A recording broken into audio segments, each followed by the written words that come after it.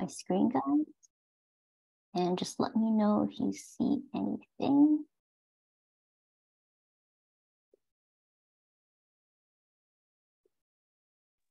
It looks perfect. Looks good. Awesome. Okay, so I'm going to jump into it because I know I want to respect your time as well.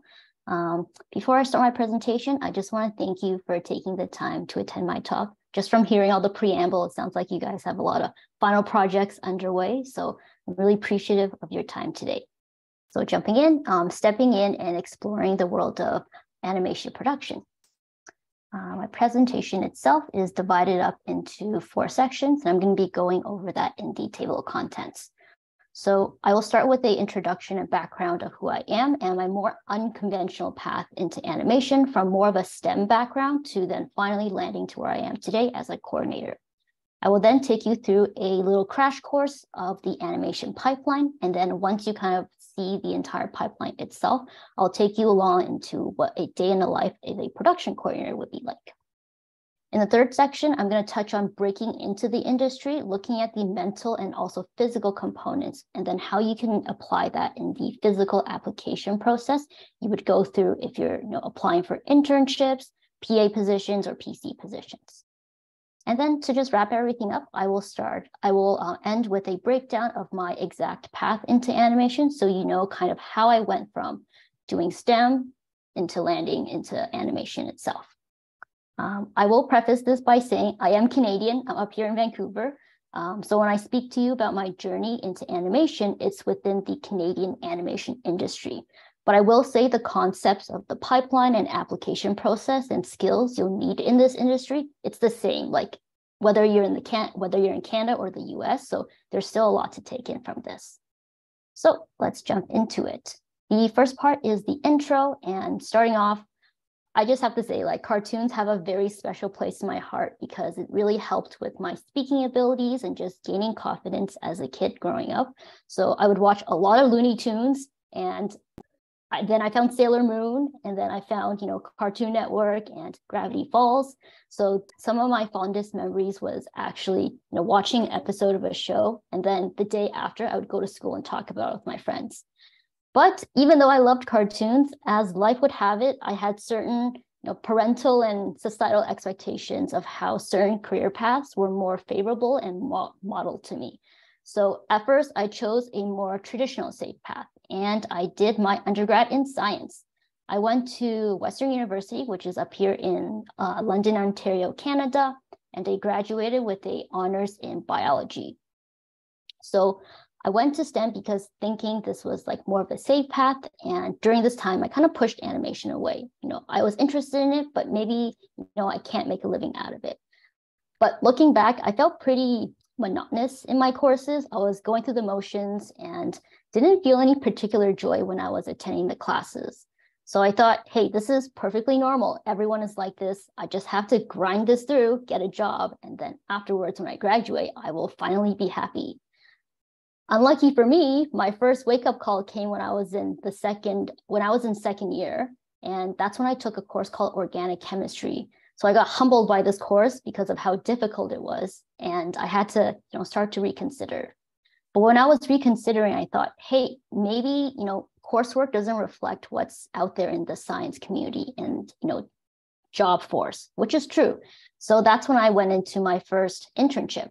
This was a 16-month internship I did between my 3rd and 4th year, and I worked in a government lab as a lab tech where I learned a ton of soft skills. Like, I would consider this my first big girl job because I had deadlines I had to meet. I was working with a team of researchers, and at this point, I was, gaining lots of experience.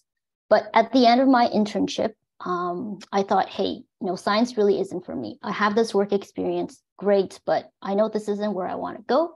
So I started my transition into another industry. At this point, I was still kind of in denial about going into animation because I thought, hey, in STEM, there's 4 letters. I've hit the S in STEM. Doesn't mean I have to keep, stop. There is still T. And so that's how I ended up working in telecom and more of like a technology space at a major telecommunications company in Canada. Similar to how you guys have AT&T and Verizon, I believe, we have Bell Canada. So I worked as a specialist in network provisioning and later as a process and training manager. Did a lot of work in project management, trying to start the process of developing new tools to be used internally by the company, and just learning about telecom and that world in general. Up until I went into animation, I was managing a team of employees, and that was a great learning experience too, because I didn't get to do that when I was working in science. Again, here, I learned a ton of soft skills, how to write emails, how to create presentations for different audiences I was talking to, and just experience a more different culture from science. In this role, my wake-up call came when I was invited to a meeting to sit in with some top executives where they were talking about their jobs. They've been at Bell for like 5, 10, some 20 years as well. And they were really excited about their roles and jobs, but when they were kind of going through the responsibilities, I felt, hey, I don't feel kind of the same passion as they do. And when I walked out of that conference room, I knew I couldn't see myself perhaps pursuing what they pursued. So then I finally had to keep questioning myself, okay, what do I want to do next? And what is maybe a better fit for me? So I started the next phase of my career transition. And this time I had to take a hard look and reflect what I truly wanted. And after lots of deliberation, prep work, and also a side of luck, I ended up in Titmouse, which is my first experience in the animation industry. And I'm still at Titmouse here today. I started in August of 2021. I've worked on 3 projects so far, and I can say I'm very, very happy here. It's been a great learning experience, and also just getting to work with so many talented people every day. You can see my little photo badge and also my little workstation that I have in my office. And this is what it looked like when the studio was full pre-COVID. And I hope it gets filled up more with artists and also coordinators as we kind of transition back to a more working in studio model. So just some of the animation projects I've worked on. A lot of them I can't talk about because they're still unannounced, like my first project in 2021. But my second project was Animaniacs season 3, which is on Hulu. It just came out last month. So if you guys are interested, you can check that out. My current project is also unannounced, but I've been working on it since 2022, so last year. And I've also helped out with projects here and here on like a part-time basis. So some examples are, Baby Shark, and also Animaniacs times Masterclass Pinky and the Brain. So that's also on Hulu if you guys want to check it out too. So in this part, with my intro, I just want to say, you're always changing as a person. So what you want to pursue as a career, but also lifestyle is also going to change as well. Now that you know a little bit about me as a person, I want to take you on a journey where you can see exactly, what the animation pipeline is like. So I've been, throwing the word production animation pipeline around and not really defining what it is. I want to provide sort of a definition for us to go off of. Production as a whole is responsible for creating the pipeline of a particular project, whether that's a TV episode, a movie, or music video, whatever it is. And then they're ensuring that the built pipeline is able to run smoothly in order to complete the project successfully. So what I mean by the animation pipeline is all the departments needed for a particular project in order to take that idea from inception all the way to completion. So for example, a department could be the animation pipeline, or the department could be, design or model design, whatever that's needed in order to, finish that product and bring it to the finish line. So within production, there's several roles. A lot of them I'm pretty sure you've heard of being, thrown around, such as production assistants, production coordinators, production managers, and line producers. Depending, again, on the studio, you could have, even more roles or you can have less roles. It really does vary between studios and projects. So that's an example of like what a pipeline would look like. And I'll expand on that in the next couple of slides. So I want to talk a little bit about what kind of roles production plays. And the main thing to take away is production staff wear many different hats because we're doing a whole bunch of different things, such as managing and coordinating artists to make sure they have scenes to work on, they have designs to work on, line producers organize the schedule and manage the budget to ensure, hey, we're producing what we need to be producing by this date so we can get it aired on time, and just managing the budget so we're not overspending. Production is also responsible or, helping out to keep track of the entire production so that deadlines are met. Whether that's alerting the artist to say, hey, you guys have, 2 deadlines coming up next week. Please make sure you're spacing your work out so you can meet that deadline. Another big part of production is managing files and assets, because we have to ensure we have a record of, let's say, a design. So if 6 months down the pipeline, we have to refer to like a note that was referenced in this design, you can go back, read it up, and then apply that, 6 months down the line as well. Other, roles, production is responsible for running meetings and then also taking notes so that the notes can be sent out to the artist to refer to. We help prepare deliverables to vendor and overseas studios. And we also do administrative tasks such as time cards and other such tasks as well. So these hats are worn by the various members of production. So some of them are done more by the line producers, others are, tackled more by the production coordinators. So let's get into the pipeline now. And I will provide more of a broad overview of what certain departments might be in the pipeline. And just know, this differs again between studios and type of shows you're working on. So in general, the pipeline is grouped into 3 components. After idea inception, someone has a great idea, then we want to move into pre-production, production, post-production, and finally, you have the finished animation piece of media, which you can share with your friends and then watch. It's important to note, again, the pipeline is going to differ between projects, studios, and style of animation. So whether that's a 2D animation pipeline or 3D animation pipeline. So let's start off with pre-production. So this is the very beginning of the pipeline where all the ideation of the project starts. Departments will include ones such as scripts, casting, design, and also storyboards. The way I've laid it out here is very neat and one after the other. In reality, a lot of things will overlap. So sometimes storyboards will go back to design and say, hey, can you do this design for us? And design's like, yes, I can do that. Or design, goes back to script and says, hey, maybe that's not going to work. Can we do this instead? So there's a lot of back and forth. For the purposes of my presentation, I've laid it out so it's more easy to see sectioned out. So let's start at the very beginning, scripts. So this is where writers are creating the scripts for each episode or the movie sequence. The showrunner is the person who typically supports and moves the writers along. So they adhere to the central creative vision for that particular story and has the primary creative control. Once it gets into casting, let's say, hey, a script is approved, let's move it on to casting.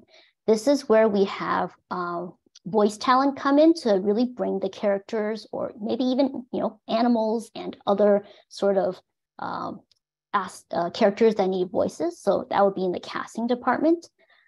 The next department is in design. And this part of the pipeline is where you're creating really the look and style of the show. From the main character lineup to what the backgrounds look like. Maybe there's certain ways you want to do the props and special effects. You're here to establish the rules for that show and kind of help with designing how things will look in the final product. So for example, Into the Spider-Verse is known for its very unique look because it has those comic book dots on certain panels. That's something that probably was discussed in visual development to say, hey, we want this as a style in the show itself. Okay, so after design, we jump into storyboard and editorial. This is where we have storyboard artists who will put together a sequence of drawings that will be stitched together by the editorial department into something called an animatic. You can think of it, animatic, as a series of images and shots put together with soundtrack, the voiceovers from the voice talent, if we have it at the time. And when you watch it from front to back, you kind of see the entire sequence of what that episode or show is. In this part, we'll usually have an episodic director who will manage the storyboard artists, and they'll be kind of the ones keeping them on track. So I've kind of listed out the 4 departments here. I'm going to delve into each of them a little bit deeper and show you some examples. So in this slide, you can see I pulled examples from Toy Story on the left-hand side, and then the Goofy movie on the right-hand side. I've circled a couple of sections to show you, hey, interior of Annie's bedroom. This is something that has to be done in design because we need to see what it looks like. Or in the Goofy movie section, you see I have like circled Max, Bobby, and like the rest of the characters.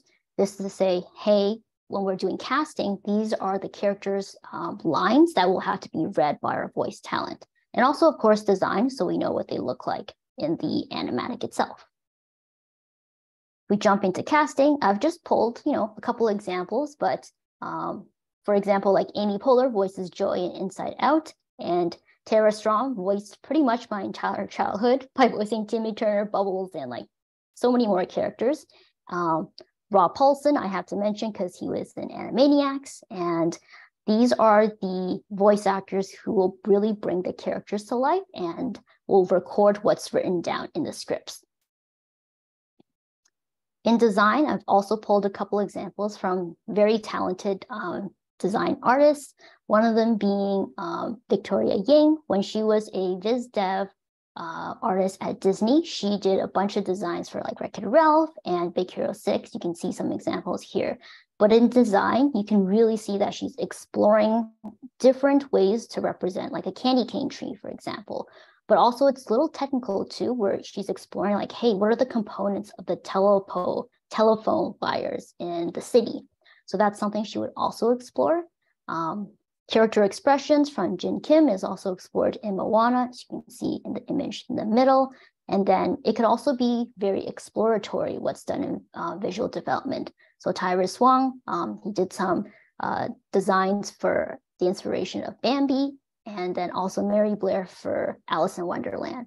So in the design phase, there's so many different areas you can tackle, like whether you're very specific in designing different looks for a specific prop, like the candy tree, or it can be very exploratory where you're trying to establish that look and feel of the show itself. Okay, so we've kind of talked about pre-production. Next, actually storyboards. I've almost missed it, but I have two examples of storyboards. I've pulled one from Kung Fu Panda. I believe it's the first movie where Po is being taught by Shifu, and then the beginning sequence of Up, which is one of my favorite sequences ever in a movie. You can see here that the storyboard artist has drawn, panels of pictures, and once they're stitched together, it's going to look like they're like moving, quote unquote, and we'll see like, how the action progresses, what are the emotions on them at certain frames. So this is an example of what storyboards would look like and what a storyboard artist would be tackling from day to day. Okay, next up is production. So this is the part of the pipeline that people typically think of when you say like, hey, I work in animation, or, I do animation as my career. This part of the pipeline is where you're actually moving like the characters, or like you're moving a wild animal, and it has to be like animated. Sometimes the production work could be sent to a vendor or overseas studio, and they will kind of handle that with a shipment package that's prepared to them from the pre-production studio. So in this shipment package, it could have things such as the animatic that I talked about in the boards section. And they will also have designs that were created during the design phase of the main characters, the backgrounds, the props, and any special effects. Basically anything in the shipment package that will help the production studio create the animation that will be included in this production pack, the shipment package for the production overseas studio to work on. So let's say the production stage is reached, and we've shipped out this shipment package to a overseas studio to tackle. What kind of pipeline would they have? It will differ depending on, again, the studio, but I've made a really rough looking pipeline of what you could expect in production. You'll start off usually with design, because even though you've received, let's say, the design assets from the pre-production studio, you might be missing certain views of the props. So you'll get your design artists to kind of go through those and also create any BGs that are not key backgrounds. So your design artists are going to handle those so they can be filled in. You might also have a layout and posing department. This is where you pose out the characters. Once the characters are posed out, it will get passed to animation. And this is where the animators will then take the posed out characters and do the actual animation. After animation, you'll jump into color and cleanup, where color is added to the moving characters and also the lines are cleaned up based on the show's style.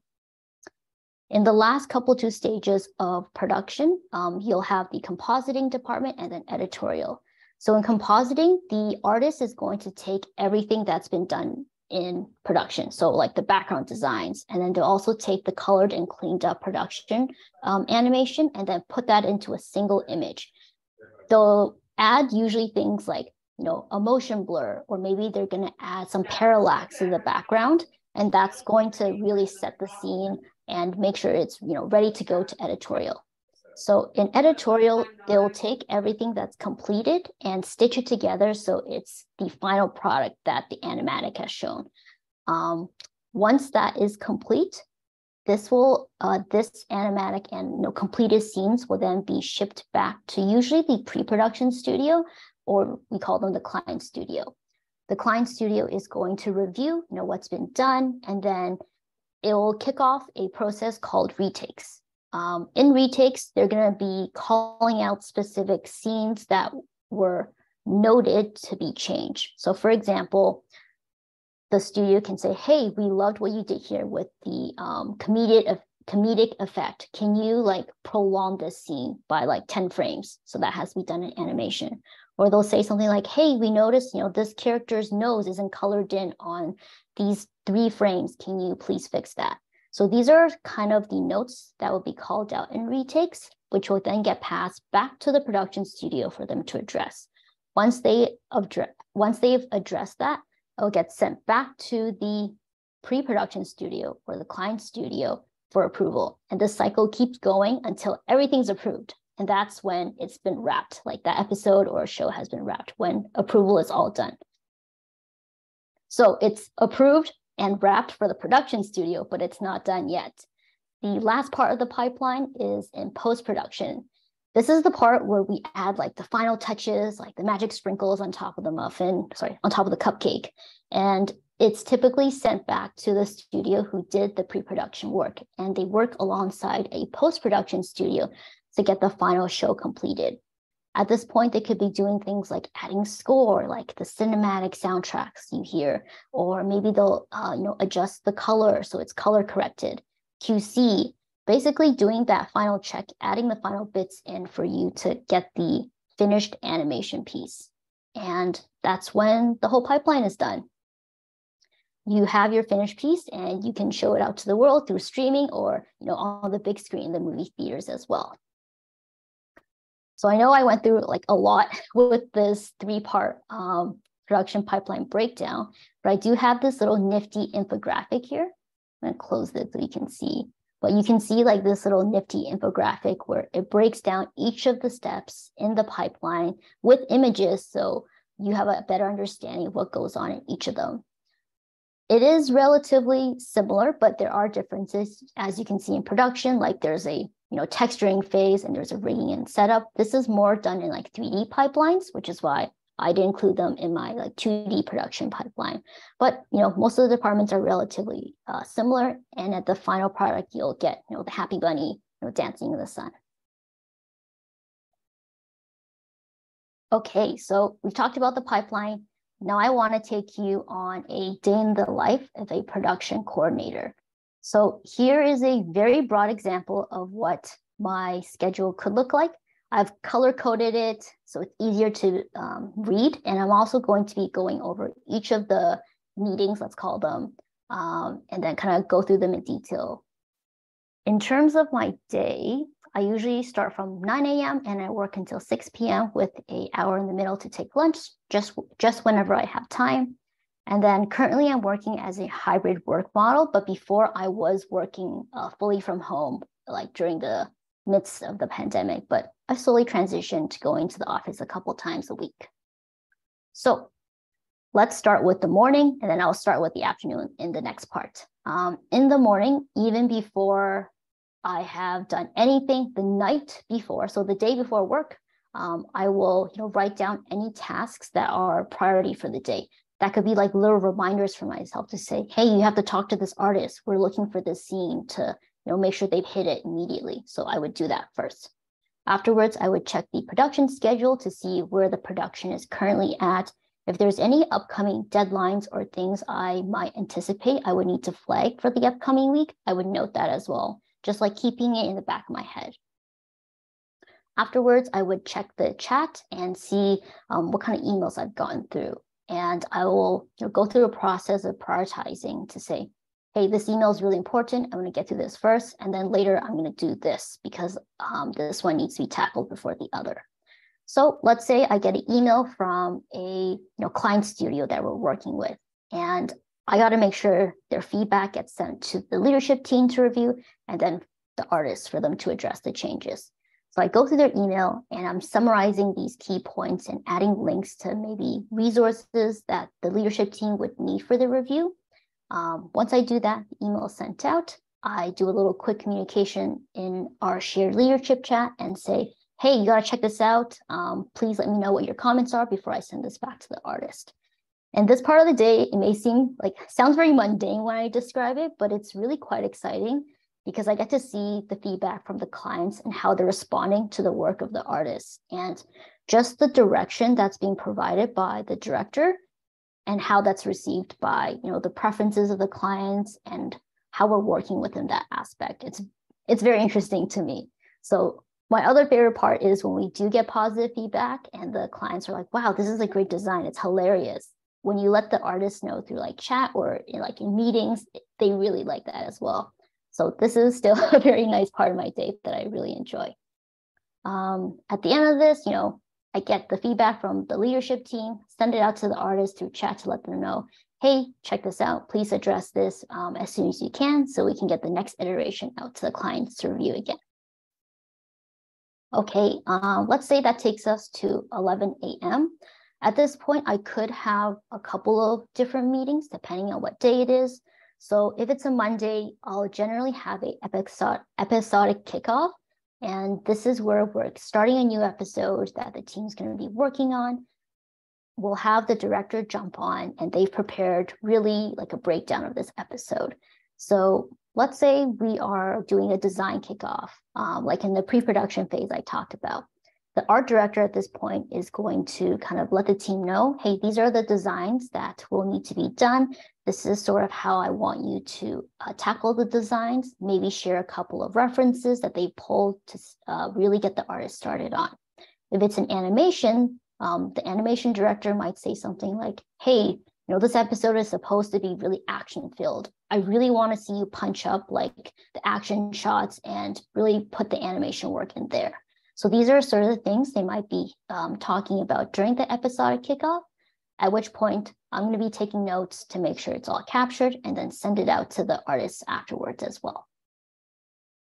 Or maybe it's not a Monday and I have something called a production meeting. During the production meeting, I'm talking with leadership and making sure that we all come together to discuss any deadlines, running into any roadblocks perhaps, or we can discuss how the artists are doing, what we can do to resolve certain issues. It's really like a way of checking in on everyone to make sure, hey, all the departments are good, or maybe, hey, we got to help out this department as like a pulse check for everyone. So that will take us to lunchtime, and just depending on when I finish my work, I'll take lunch at like 12 or 1 p.m. You can see here, like these are some of the chats you might use in your workplace. I use Google Meets typically, and then Slack, and then checking Gmail, of course, and then Google Meets is what we use at Titmouse to go through our day. So let's get to the second half of the day. So the afternoon, after I come back from lunch, I usually run through a couple of department-specific tasks, and I'll go through that later. But I want to first talk about something called dailies, which runs from 2 to 3 p.m. I'm not sure how other studios call this, but at Titmouse, we have something called dailies, which is one of my favorite parts of the day, because this is where your entire artist team is going to come together and share what they've been working on for, that day. So the director can give feedback and notes. If it's an animation, you'll get to see like scenes that are being worked on, or almost completed scenes and what the animation appears to be. If it's in design, you'll get to see different design assets being created. So when you're reading the script and then finally you get to see the design, it's very satisfying. During dailies, as a coordinator, you're generally taking notes again. At the end, you're reminding artists of any deadlines, announcements, things they need to know in order to kind of help them along with the episodes. After dailies, you got your notes, send it out to the artist, like with any meeting.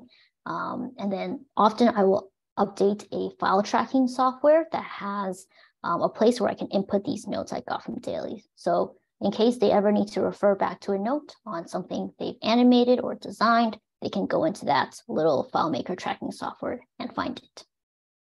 So department-specific tasks. You can see it kind of occupies like pretty big chunks of my afternoon, and they are vastly different depending on what department you're coordinating. And if you're coordinating multiple departments, you've got multiple department-specific tasks. So in animation, let's say as an example, I could be setting up episodic assignments. This is where I'm taking assignment sheets for the animation director to use and assign out the shots for the upcoming episode that's kicking off next week, for example. Once I get that, I'm going to be sure I can assign those into the file tracking software and get those artists set up. Let's say I am coordinating design, and during this time, I might be breaking down a script. So you're reading through a script, probably one of the first people to read through like a completed script, because you're picking out all the designs and assets that need to be created.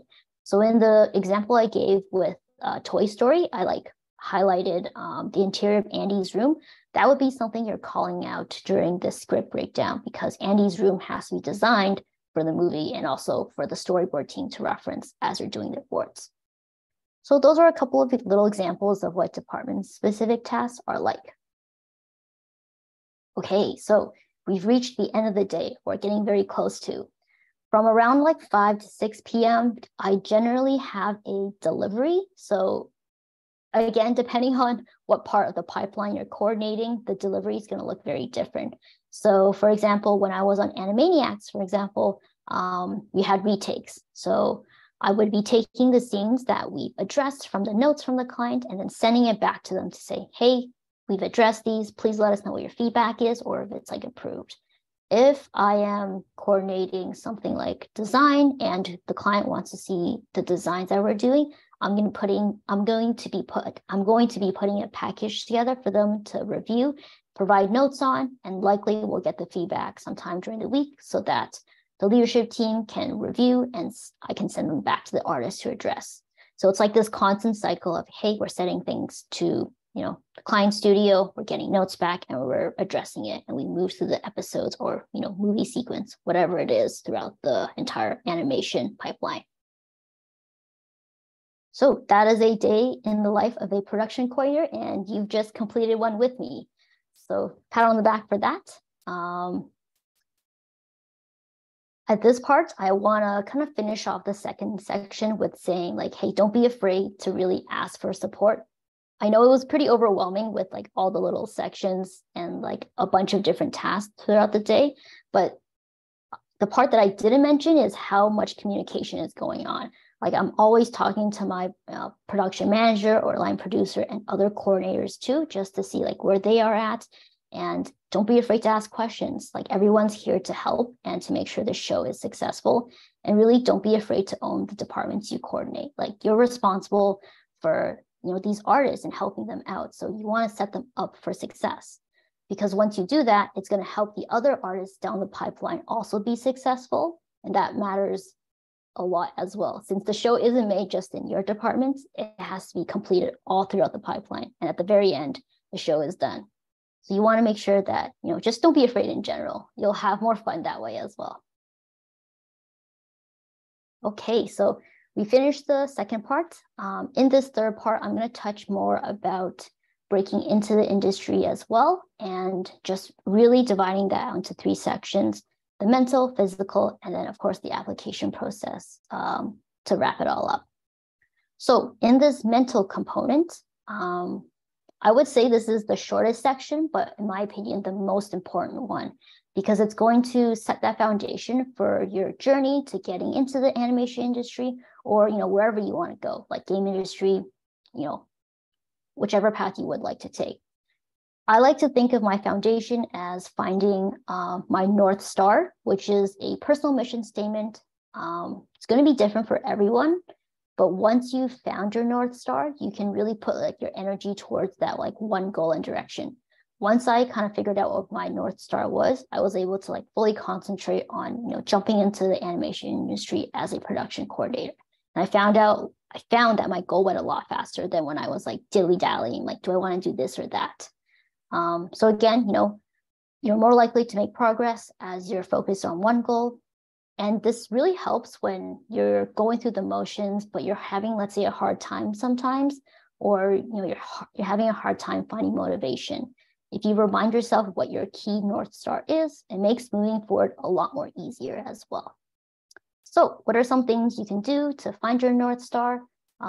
These are a couple questions I found that were very helpful when I was kind of going through this transition phase. I had to ask myself, do I want to go into the production or art side of animation? Because at the time, I still enjoy both, but what do I want to do as a career? Number 2, what type of stress am I willing to experience? Because I will say there is no job that you don't have any stress in, but there are certain jobs that you might experience stress, or you might be able to handle the stress better. So it's important to know like yourself, what type of stress am I willing to experience? Number 3, is this job suited for me and my values? Number 4, what am I really looking for in a career? I know some people, they love animation, they love doing animation, but after a while, they have a family. They're like, I just want to, finish my work by 6 or 5 p.m., go home and spend time with my family. And that's also perfectly valid as well. So you really have to understand what exactly you're looking for in a career. And number 5, what types of skills do I have that are suited for this career? If I want to work in animation, but I don't know how to animate, that's going to be a problem. So I either have to, figure out what skills I do have to get in, or how I'm going to acquire the skills in order to get into animation. So as you can see here, there's a lot of self-reflection that goes into finding your North Star, but there are lots of great tools, and like these questions can also help guide you as well. The last thing I will mention for this North Star portion is certain tools such as the Ikigai concept. It's a Japanese concept, which means like your reason for being. There's like 4 quadrants that kind of overlap. And when I found like filling in these quadrants and seeing where they overlap, it will really help you kind of determine what type of path you may want to consider and what suits you best as a person. So let's say you've decided on a path you want to pursue. You're like, okay, I'm fully committed. There's a couple things you can do to really set yourself up for success. One of them being accountability. This is where you're telling like your trusted friends and family, like, hey, I really want to do this. Please, check in on me from time to time so you can see how I'm following through with my goals. The other second part is you can look to break down your really big goals into smaller and easier to achieve goals. So for example, let's say you want a job in animation. That's at the very, very top. How am I going to get there? Well, maybe the first thing I can do is learn more about animation production. So I'm going to watch one really informative video per week to build my knowledge base. In the second week, I'm going to participate in a coffee chat by reaching out to certain individuals in the industry and just getting to know their role really well. In another week, I'm going to do some research on studios by creating a spreadsheet of every studio I'm interested in applying for, and then figuring out what their mission statement is, how they're different from one another, and start to build that database and list. And the final component could be actually submitting your application, but you're limiting yourself to, let's say, 2 or 3 apps per week, because you want to really tailor your application and resume towards that specific studio. So you go through all these steps, you're breaking it apart, and it makes applying to let's say, animation a lot easier. So let's say you've like broken down your big goals, but you're also like, hey, I don't know if I want to, like, I don't know if this is still the path for me. The other thing is you want to figure out your roadblocks ahead of time. So like, what's really stopping you from fully committing? Is it self-doubt? Is it, financial? Is it just like expectations from elsewhere? Those are things you really want to kind of iron out to understand before, jumping on this whole journey itself. The last thing I will mention is setting expectations as a way to really help your animation journey. And when you're setting expectations, it's being like realistic and honest with yourself. If you don't, it can be really easy to set yourself up for failure, and you'll feel like, hey, I didn't achieve that because I didn't work hard enough. But it's more like, hey, I didn't achieve that because I gave myself a very unrealistic goal to reach for within a short amount of time. So you want to be honest to say, hey, maybe, it's going to take me more than, 2 weeks to break in. I maybe need more time, and that's okay. But just like being real with yourself when you're first starting out. All right, we finished the mental component, and you've defined your North Star. You're going to get on this journey to jump into the production side of animation. I'm going to share some resources and also things you can do to start your breaking in journey in this part. But also note, if you're more interested in like the art side of things, some of these resources and concepts will still like be very helpful and apply to you as well. Also, don't worry about copying anything down, because I've put together a little PDF document that I actually sent out to your club members, so they can email it out to you guys or put it on Discord, wherever you guys connect with this with all the little resources I have. So the first one is organizations. These are some of the ones I found that were helpful. There's a lot more out there, of course, but during the pandemic, I found Rise Up Animation to be super helpful because they gave a lot of different panel talks, and I learned a ton about the different roles in animation, like what an art director does, what does a producer do, and just listening in on their projects kind of really inspired me, but also gave me a more in-depth look into the industry itself. I have to mention women in animation, of course. I got involved with one of their mentorship circles, and that community was so welcoming and helpful when I was first starting out. So if you are a student, I would really recommend applying for those mentorship circles. And they also have talks as well. So go to their panel talks too. The last organization I want to mention is Asian Queens in Animation. They have this one-on-one coffee chat program where you can sign up at the beginning of the month, and they pair you up with another Asian Queen in Animation. You guys can chat it out. And I also went to a couple of their workshops too. So those are all very helpful. In terms of videos, there's lots of great videos and also free as well.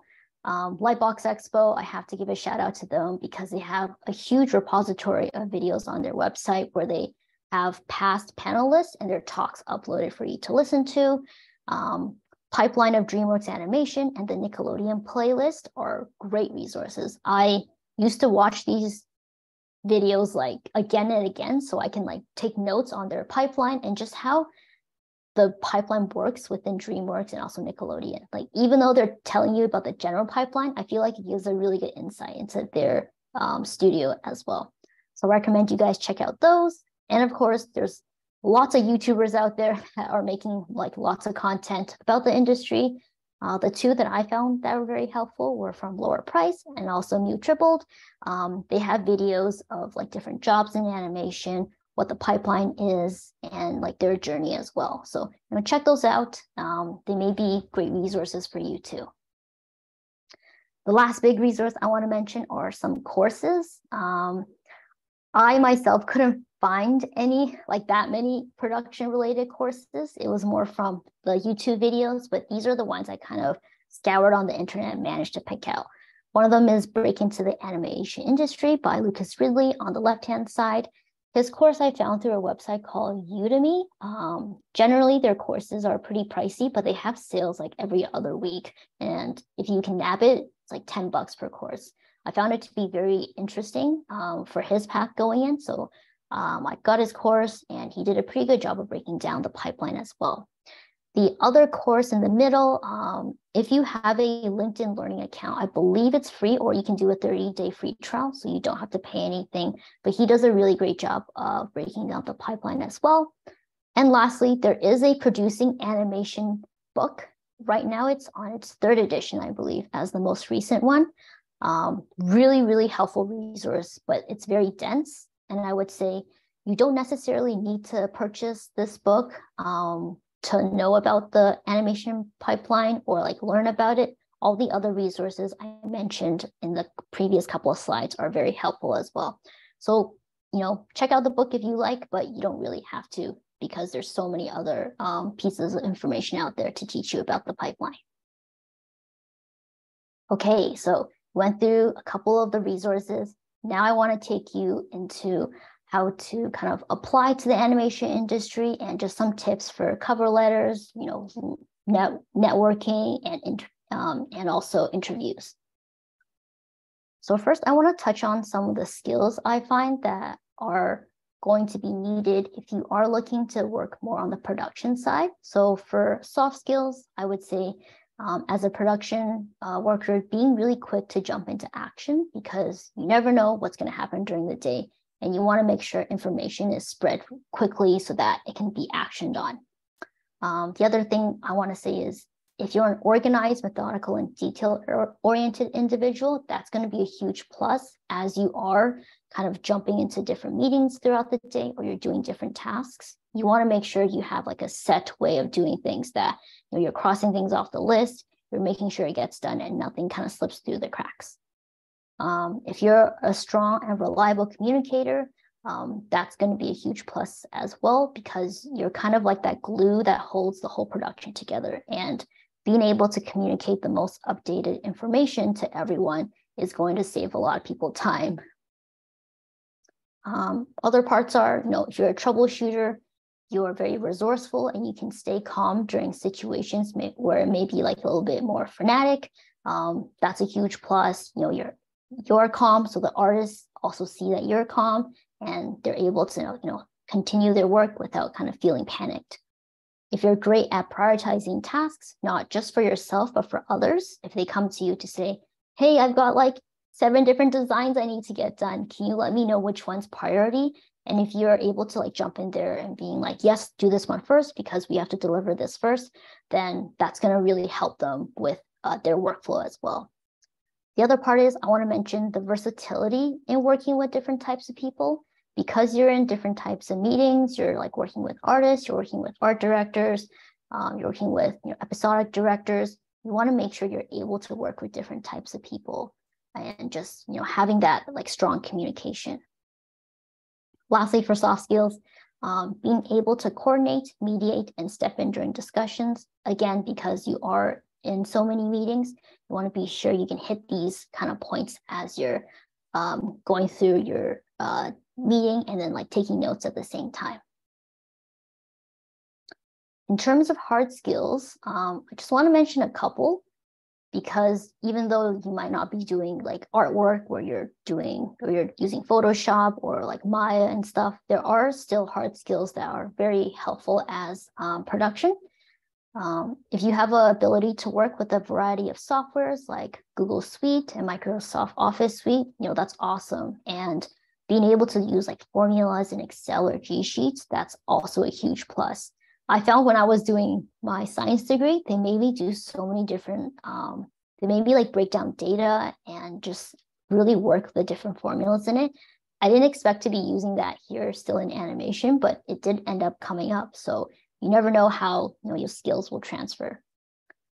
The other hard skill I want to mention is the file tracking softwares, ShotGrid and also FileMaker Pro. ShotGrid is more of an industry standard that's used in a lot of different studios. So if you have a basic understanding of ShotGrid and also how to navigate that interface, that's really going to help kind of set yourself up for success as you're getting into production. The last one I want to note is language skills. Again, because you're always taking notes, but also writing emails to clients or internal leadership team members. You want to make sure you're communicating in a way that's professional, but also very clear about your requests. So if your language skills are top-notch, your communication skills will really thank you for that.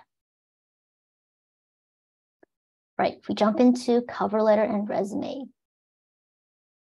The first part I want to say is always cater your resume and cover letter to the studio and job position you're applying to, and do your research for sure before you apply. Studios like Nickelodeon and Sony Pictures Animation, they're very different, as you can see from the stuff that they release for people to watch. You want to make sure when you're applying, you're kind of addressing those differences, especially because when recruiters receive hundreds, if not more, applications to a single job posting, they're going to be going through these applications and checking to see which ones actually line up with the job posting that they, put on their website. As a student, even though, let's say you are fresh out of school and you're applying for jobs, don't sell yourself short. If you guys are in a club or worked on projects where you had to take charge, include that in your resume and cover letter. If you worked in customer service, like as a barista or retail, where you had to work with different types of people and maybe in like difficult situations as well, put that in there too. Like, we know your students, but you don't have to your resume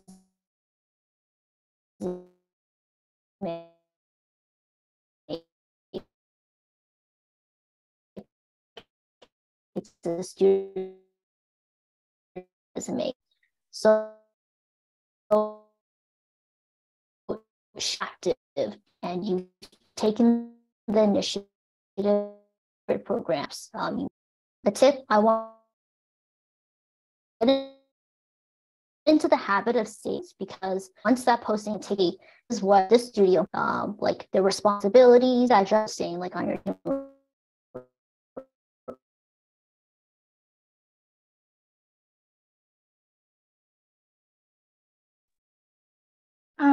Oops, it looks like she cut out, but we'll try to get her back. Oh, yeah, sorry, you cut out for a little bit. That's okay. Can you still share the screen? Yeah, of course. Where did I leave off? I can start from there again. I think you were starting to just talk about adding like club activities and part-time jobs. No problem. Okay, I can jump back. Do you guys see my screen now? Mm-hmm. Okay, cool. So I will start off with the second point again. So this part is, I wanted to say, like, don't sell yourself short. If you're like in a club or you're working on school projects where you're taking charge, include that in your resume and cover letter. And if you worked in customer service or like a retail job, similar to like a barista or just helping people out, include that in your resume as well. Like,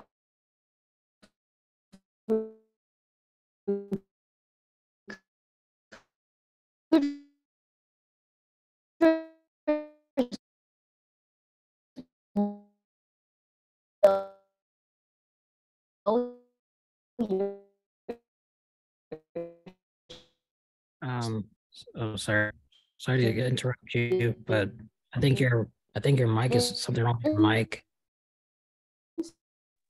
I think the bandwidth also is shortening too.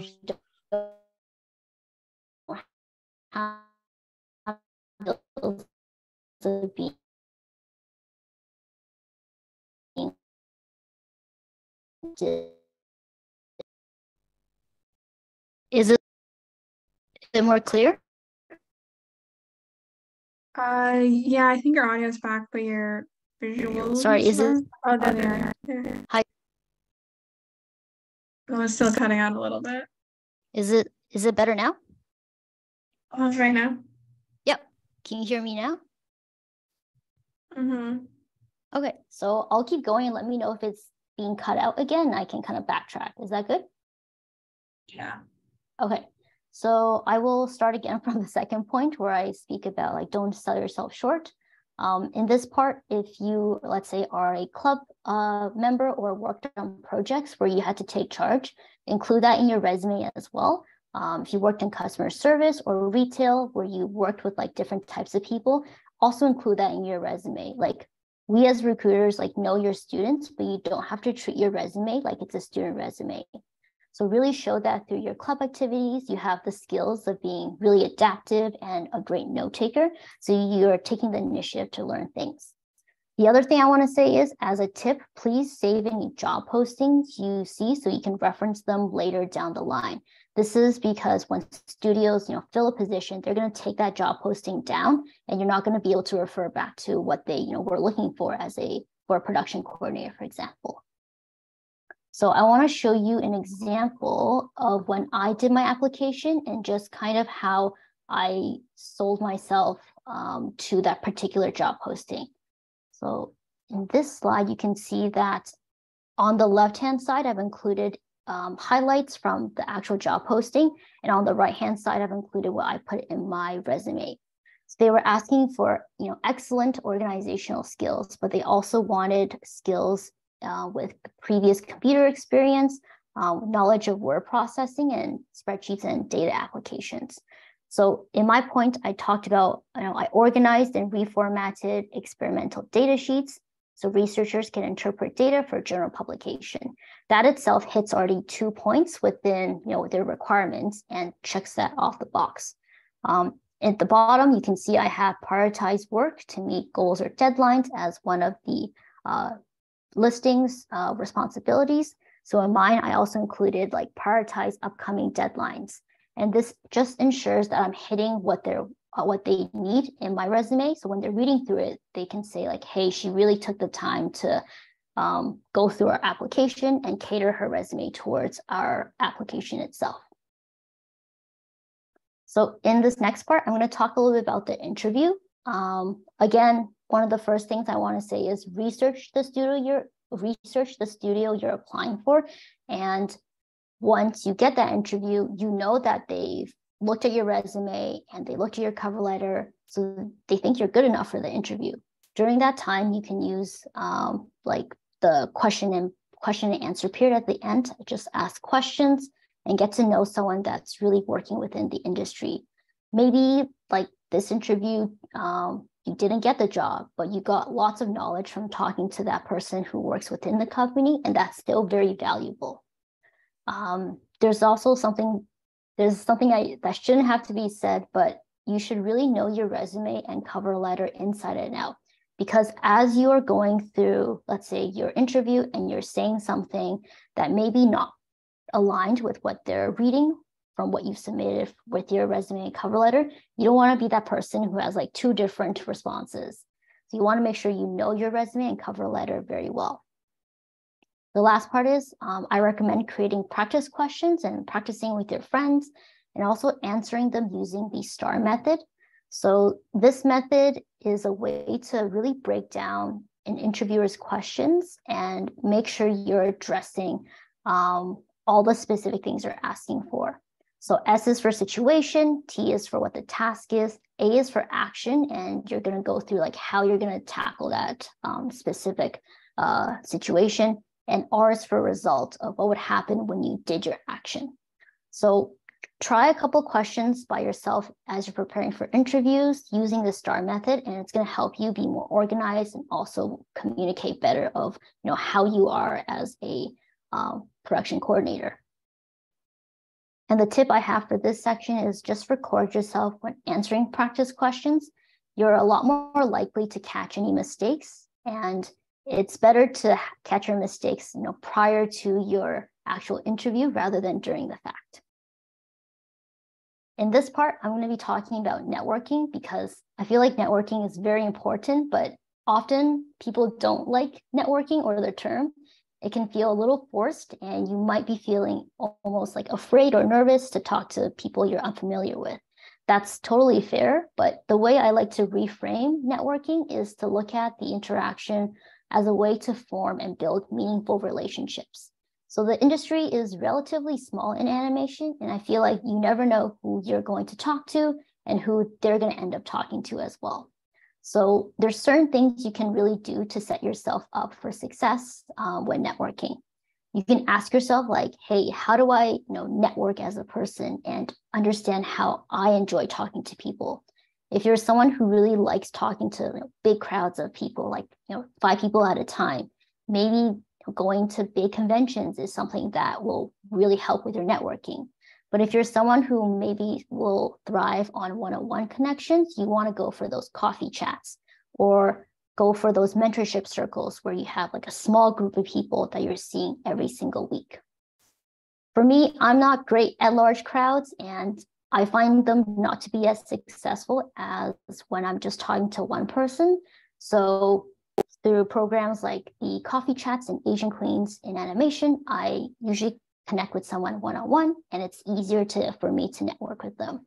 Or when I was doing the mentorship circle in Women in Animation, I got to see the same group of ladies every single week, and we formed that sort of community there. The only tip I have in this section is to continue to practice, practice, and practice. It does get easier and easier as you do more successful networking events. If you are feeling afraid, go with a friend. And after a while, it can really be quite fun because you are kind of just making friends within the industry. So, practice with your friends if you want to, get a taste of what networking may be like. And then once you actually go to a networking event, it's going to be a lot easier. So events I recommend are, Lightbox Expo and CTN. These are the really big industry events. Lots of great artists attend and lots of great speakers and panelists.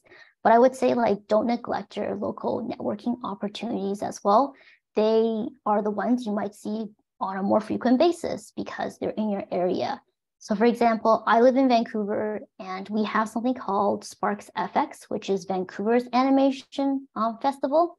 And I volunteered there just like 2 weekends ago. So there's me in the corner on the right-hand side. It's a lot of fun. And these are the people I would see more frequently than if I went to Lightbox Expo or CTN. In this section, I wanted to speak a little bit about self-checks and just taking care of yourself in this process. So because the application process can be really tedious and also time-consuming, it's important to check up on yourself and make sure you're not burning out. It's really hard to come back from burnout from experience. If you prevent it in the first place, you're going to be saving yourself a lot of time. So I recommend taking small but also very consistent breaks and take this time to reevaluate if things aren't working. You don't have to continue going down a path if what your goals are not lining up with what you're doing. So take that time to really self-check once in a while. And a lot of the times you're going to go through a lot of rejections, which is very normal when job hunting or applying for internships. But it really does take that one yes to get yourself started. So remember, you are your own biggest supporter, and so take care of yourself in that process. In this third part, I'll finish it up by saying there's lots of resources out there. I've just listed a couple in my presentation. You just have to really put in the work to use those resources. And I know time is limited, especially as students, but this could be the best practice for you to really test out your organizational and production skills. Can I coordinate and manage myself to make it work? And what resources should I start with first to tackle if I want to break into the production side of animation? Okay, we are almost at the end. This is the fourth section of my presentation where I'll be breaking down exactly my path and how I moved from more of a technology background to now in animation. So when the pandemic started in 2020, I was still working in my old job in telecommunications, but at that point, I started to formulate a plan to kind of jump out of my last job and move into animation. So I had to really take inventory and reflect on my goals and skill sets and where I wanted to be. This is the mental component that I talked about in the third section. So there are certain things I really wanted to figure out. And these were the 4 things that kept coming up again and again. The first one being, hey, I have no contacts in the industry. I didn't go to school for this. I don't know anyone. All I knew were STEM majors and STEM friends. Number 2, I had very little to no knowledge about animation in general. Number 3, I didn't know if I wanted to do the art side or production side. And then number 4, I did have financial worries because I was a student who graduated with student debt. And that's one of the things I had to actively consider. But I knew I also wasn't starting from zero because I had certain skills. I had strong project management skills from working in science and also afterwards in telecommunications. I had experience working with different types of people. I also had pretty solid Google Suite and Microsoft Suite skills from being a student and working through the different projects I had in school. And lastly, I had solid soft skills from working in the various industries that I kind of jumped into. So I reflected, figured out all the mental components, and this was my plan of action moving forward as the physical component. So the first one, where I had no contacts in industry, well, I can tackle that by networking. So I used LinkedIn to connect with people and schedule coffee chats. I went to panel talks, and then I participated in any events I could find on, women in animation. For 2, when I had little to no knowledge about animation, it's not a problem. Again, there's lots of panel talks. There's YouTube videos. There's animation courses I could find online, and I took those courses, made my own notes, and tried to learn about the industry that way. For number 3, should I pursue the art side or production side of animation? So when I was trying to figure this out, it was because I was still kind of interested in both, because I did do a lot of art growing up, but to figure out this question, I had to use my current skill set to figure out what I could accomplish and then narrow down my reasoning to why I wanted to get into the industry. So I already knew from my skill set, I worked with a bunch of different people. I had pretty solid communication skills and soft skills. And the reason why I wanted to get in when I was going through this reflection process was I wanted to work with like-minded people who are also really, really passionate about cartoons and working in animation. So I found that if I'm working with a community of people like this, it doesn't really matter if I'm in the art side or production side. As well, I found I enjoy doing a variety of different tasks every day. So going into all those different meetings, seeing how the pipeline works, that's really enjoyable for me. So I thought, perhaps as an artist, I don't get to see that side, and I want to try out for production instead. The last part I want to mention is the financial worry side. This one I'm still kind of on because, finances are a forever thing.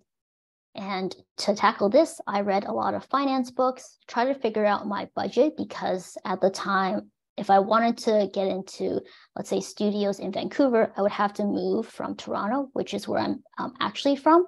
So I had to kind of consider all aspects of that. But one positive thing is I was, working at a job, so I was saving up a lot of money so I can prepare for that move. Or if anything went wrong, I have like a little cushion for myself. I do want to expand a little bit on finances in general, because I was also a student and I found a lot of my courses didn't talk about finances, even though this is something you have to experience after you graduate. None of these are sponsored. I do want to say that. These are just books I found that were really helpful. Some of them I don't particularly agree with, some of their concepts, but other ones I did take a lot of consideration into. And when I implemented it in my own kind of financial situation, it seemed to work out for me. So I will say, read these books if you have time, or listen to like an audiobook version and take what you will from them and use it in your own situation. The first kind of bullet or first point here, I've written like the free financial course from McGill Personal Finances Essentials. This is a free course that's offered by a Canadian university. So you don't have to like pay any like tuition fee to take it, and it sets a very solid foundation for just personal finance in general. So that's all I'll say about personal finances. In this section, I'm going to speak about how I implemented my plan of action to get to my Titmouse position.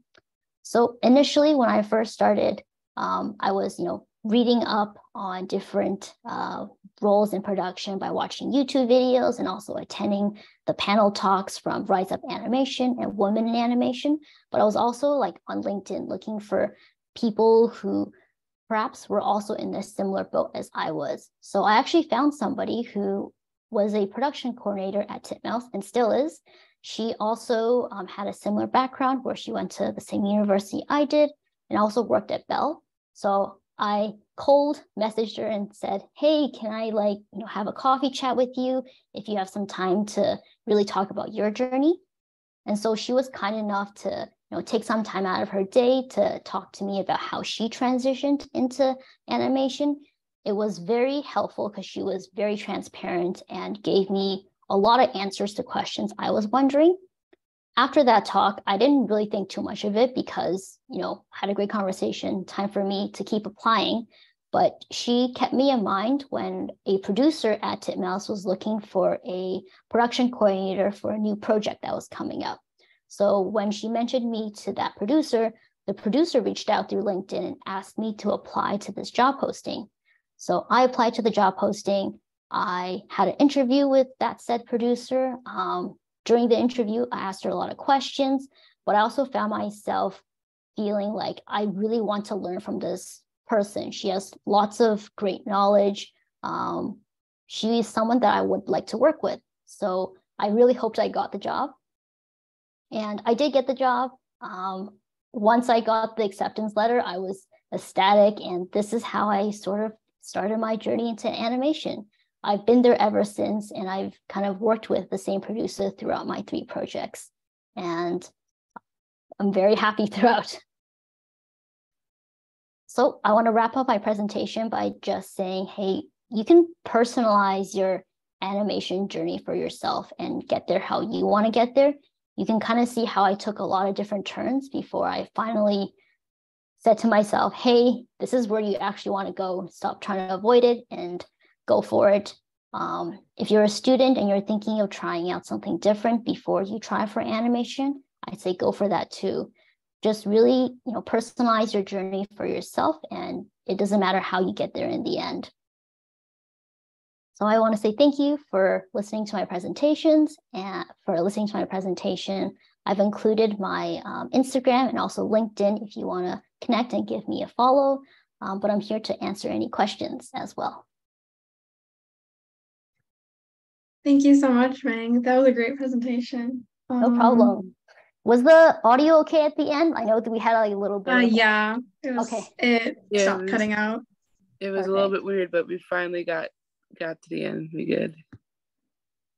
Nice. Yeah, so now we can transition to the Q&A portion. But if you want to ask a question, just put it into the chat, and then Meng, you can look through them and answer them first come, first serve. Yeah. Or and I think, I don't know if Shiloh's class is still here, but if someone there has a question, I guess you can also answer it through, just put it in the chat. So yeah, if you have questions, ask away.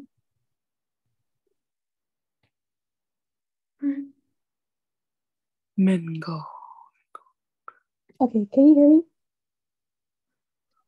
Yeah. Okay. So is Titmouse like where you would like to stay, or would you like to hit a couple more studios in the future? Like, what are your plans in like 10 years? In 10 years, well, I'm still thinking of my 5-year plan. Oh, really? Yeah, I think I'm just enjoying the projects I'm getting at Titmouse right now. So far, like, my producer's been very, very kind and kind of listening to my feedback of, where I want to go. I don't think I mentioned in my presentation, but I've coordinated different departments for each of my 3 different projects. So I would like to continue doing that, like trying out additional departments and then seeing where that kind of leads me. The next step would be to go into a production manager role, but I know at that level, you're a little bit more far removed from the artists and you don't get to talk to them on a day-to-day basis as much as a coordinator. So I'm still considering that, but I would like to stay in production even in 10 years and see where that goes. Nice. Well, good luck. Thank you. Mm-hmm. Oh, I did see some questions come through. The first question I have here is, did you have to take an animation test once you got the job or learn any new programs? So because I was a production coordinator, I didn't necessarily need to learn any art-specific programs, like at least on a skill level. So they didn't ask me to like draw out like a black background or design any props. But I do know like how to use Photoshop just from personal use. They actually taught a lot of skills to me on the job itself. So we use FileMaker in Titmouse, and I learned how to go through the file tracking software with my producer and other coordinators. So they showed me like a lot of the ropes as I was learning it. So I did not have to take an animation test. Okay. Go down to the next question. Also, if you have like a follow-up question as I'm like going through your answer, let me know and I can jump in that as well.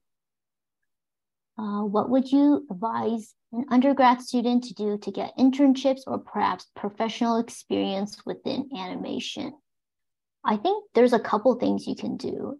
As an undergrad student, you're around other students who are also looking for the same experience. Like, how do I get project experience working on a short film or something? You can start that with other students together. And that could be something you put on your resume. Like, I did a short film where I did a lot of the production work and organized the schedule to get us from, the idea all the way to the end. You can kind of outline that as well. If you're looking for maybe like a industry level position, I would say like go for those internships. Let me scroll back. Go for those internships and go to the local events if you have animation festivals in Arizona, and see what's out there. I know they have like cycles of applications for certain studios, and just making sure you're able to apply within that time to see if, hey, I got the position. If you didn't for that year, try again. And also, I always recommend going for small studios as well. Maybe not always like the bigger ones.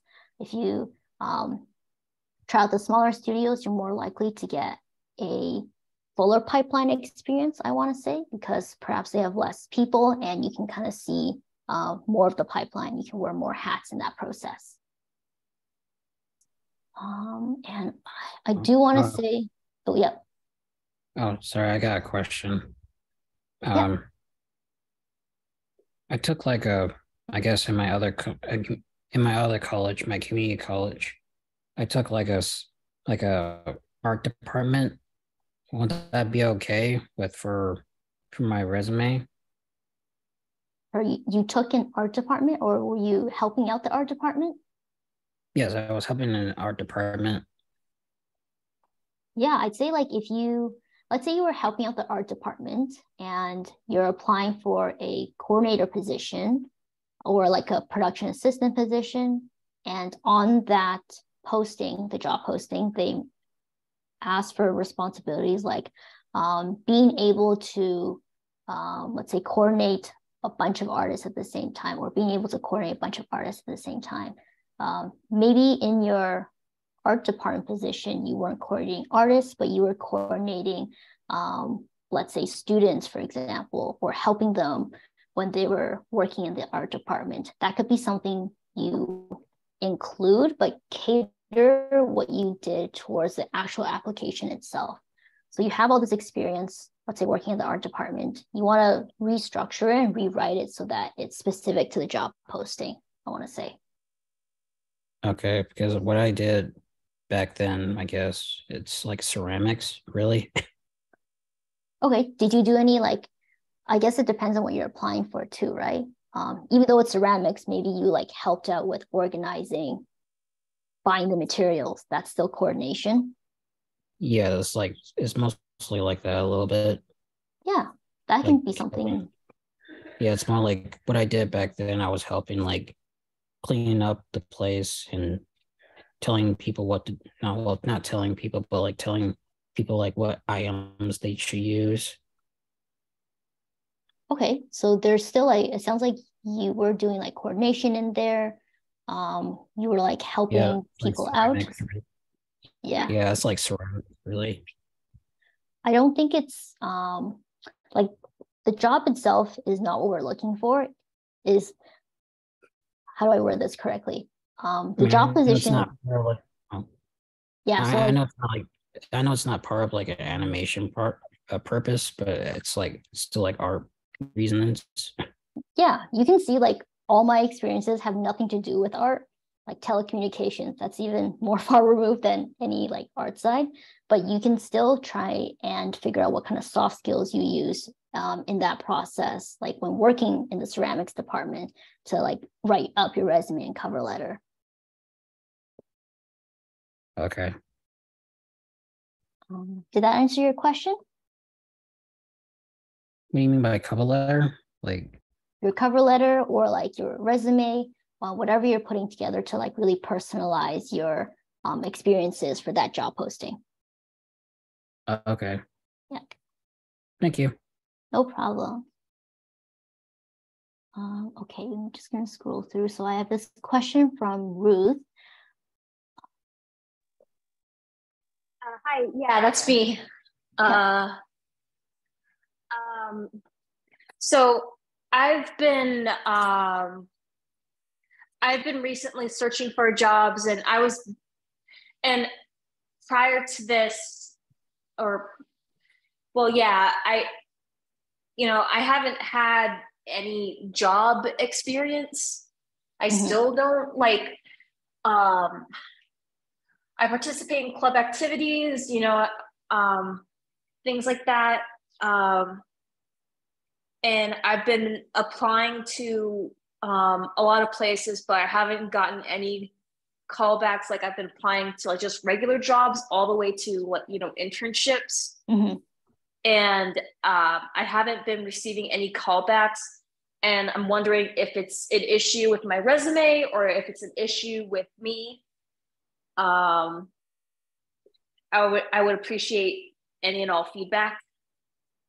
Yeah, I would say it's really hard to pinpoint a company's decision on hiring because a lot of the times it could be like it maybe has nothing to do with their resume. It has nothing to do with their cover letter. They just pick this person because they were the first fit and they're like, okay, that's all we need, and they're the ones that take in. So I think there's a lot of factors that goes into decision making. I'd say if you think it's your cover letter or resume, I would really go back and kind of read through those again and then pinpoint exactly, hey, this is the posting I was applying to. Does this all kind of like line up? Am I hitting the points that the posting's asking for? And so if that's the case, then maybe it's not your resume or cover letter that's like maybe affecting the decision making. I'd say like so you're applying for regular jobs as well. The other thing you could do is look at volunteering experience. I know in Women in Animation, they were looking for folks to help out with like social media. They were also looking for other additional help for volunteering. I don't remember when this was, but they're also looking for assistance there. So I wrote Instagram posts, and that could be something you also include in a resume if you're looking to write down like, hey, I have this experience. I maybe don't have one that's working, but I'm working with Women in Animation and writing like Instagram posts, for example, things like that. Right. Yeah. Could you, if possible, pass that link over, or should I head out to the Women in Animation website and look that up? Or I'd say for the most current information, I would go on their website. Mine's a little outdated. Yeah, I'm so sorry. No, that's okay.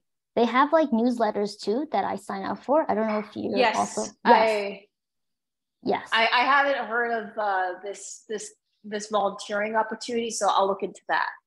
This volunteering opportunity came up, I think, like a year or two ago. I don't remember the exact time frame, but it was a little while ago. But they were posting about it in the newsletter. That's why I mentioned that, and that's how I kind of got into doing that. All right, thank you. No problem. Can we go down to the next question? Have you experienced crunch culture, or have you seen other people in the industry who have experienced it? Is it avoidable, or do we all have to anticipate it? Yeah, I have experienced crunch culture.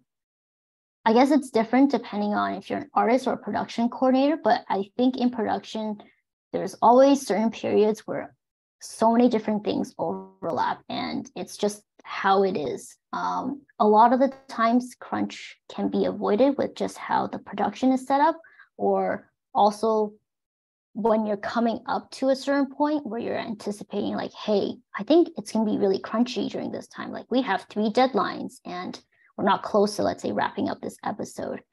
When you're flagging and looking at that period ahead of getting into the week, let's say, of that crunch period, you can do something about it. So sometimes I know studios like offer overtime. They're like, okay, this is going to be busy. Let's see if we can get some work done beforehand so we're not like in severe crunch during that period of time. Let's see what the second part of your question is. I'd say it is avoidable to a certain extent if your pipeline kind of, when it's being built out, accommodates for certain things like, hey, we have 2 extra weeks just in case something happens and we can't fulfill it. So we'll have, let's say, a deadline that we have to ship to a client by this date. But when we make the schedule, we're going to have a 2-week buffer. So it's to avoid anything that might happen, like a lot of people are sick for some reason, and that pushes the week back. We have that buffer to really help with these periods. Does that answer your question, Ruchi? Do you have any follow-ups? No, that was really good. Thank you so much. No problem. Okay, let me jump to the next one from Sarah. When working on projects, do you get the sense that you've accomplished something and that you enjoy the process? I'm worried one day I'll finish a project and feel like it's just more work instead of something I'm passionate about. This is a great question. At least for me right now, I do get the sense I've accomplished something. Actually, every single day. Maybe it's the fact that when you're in production, you're always like working from like one task to the other. You're like, yep, I got this sent out. I helped this artist with this thing, and they're able to finish a scene because of this. I do really get that sense of accomplishment every day because there's a positive feedback loop as soon as I kind of do a task, like send the delivery out. The next day I get feedback, or I tell my production staff, hey, this is going really well because this artist is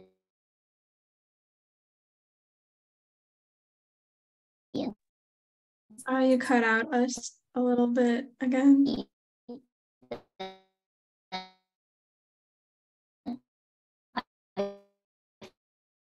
Feel that kind of seconds. Oh no. Okay. Is yeah, you're back. So clear. You cut off. Yeah, you cut off like in the middle of what you were saying, I think. Okay. Do you remember where I left? Oh no. I don't exactly remember this internet connection issue. Yes, that's okay. I can just start where I think I can go back. So I just want to say even though maybe I didn't do the work for some of the, I didn't do the actual artwork, I still get that sense of accomplishment because I've helped out in the process. I've done everything that the artist did, the deliveries, help relay the information to them. So that to me,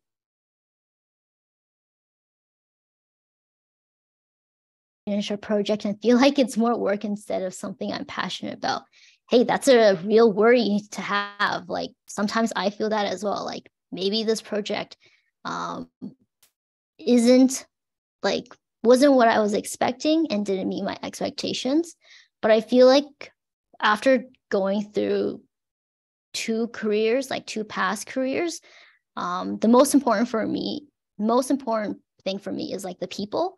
If I can work with great people every day, that makes all the difference. Maybe I'm not super passionate about the IP or project, but just being able to work with them every day makes the project feel like it's worth doing. Does that answer your question, Sarah?